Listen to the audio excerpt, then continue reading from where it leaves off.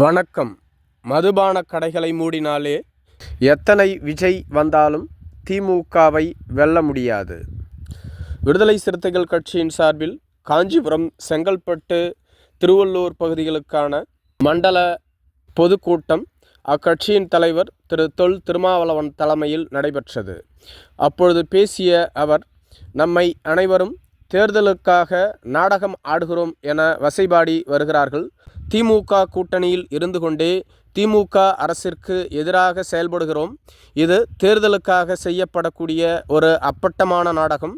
10 ஆண்டுகளாக திமுக கூட்டணியில் இருந்து கொண்டு தற்பொழுதுதான் மதுக்கடை மூட வேண்டும் என்று இவர்களுக்கு தெரிகிறதா என வசைபாடுகிறார்கள். இதை பற்றி அஞ்சுபவன் நான் இல்லை.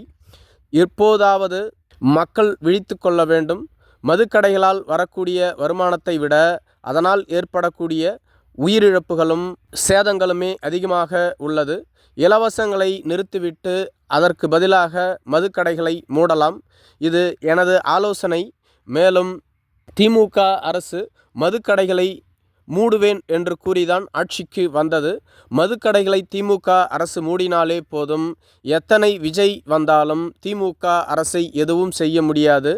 விஜய் போன்றோர்கள் தமிழக அரசியலுக்கு வருவதனால் திமுக அரசிற்கான வாக்கு வங்கி குறைந்துவிடும் என்று கூறுகிறார்கள்.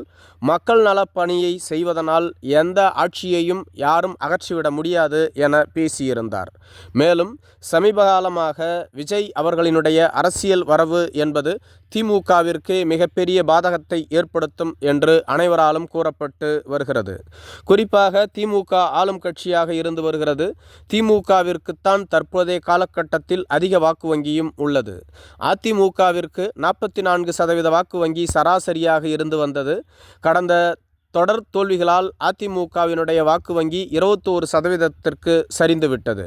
விக்கிரவாண்டி இடைத்தேர்தலில் அதிமுகவினுடைய வாக்குகளையும் சேர்த்து திமுக பெற்றது.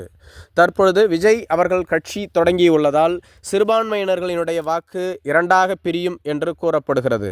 விஜய் அவர்களுக்கு சிறுபான்மையினர்களினுடைய வாக்கு கிடைக்கும் என்பதில் ஐயம் இல்லை. இதேபோன்று பட்டியலின மக்கள் மற்றும் இளைஞர்களினுடைய வாக்கு விஜய் அவர்களுக்கு செல்லக்கூடும். ஒவ்வொரு தொகுதியிலும் எப்படி பார்த்தாலும் சுமார் 10% வாக்குகள் விஜய்க்கு செல்லுவதாக தேர்தல் வியூக கணிப்பாளர்கள் கூறுகிறார்கள். மேலும் திமுக அரசின் சார்பில் இயங்கக்கூடிய ஒரு சர்வே அமைப்பானது தமிழகம் முழுவதும் உள்ள அனைத்து தொகுதிகளிலும் இரகசியமாக ஒரு சர்வே நடத்தியுள்ளதாம். அதில் அனைத்து தொகுதிகளிலுமே திமுக அரசின் வாக்குகள்தான் அதிகமாக விஜய் அவர்களுக்கு செல்வதாகவும், ஒவ்வொரு தொகுதியிலுமே சுமார் 10% வாக்குகளுக்கு மேல் விஜய் அவர்களினுடைய தமிழக வெற்றிக் கழகம் வரும் தேர்தல்களில் பெறும் என்றும் கூறப்பட்டுள்ளது. இதற்காகத்தான் திருமாவளவனும் இவ்வாறு தெரிவித்தார் என்றும் சொல்லப்படுகிறது. நன்றி.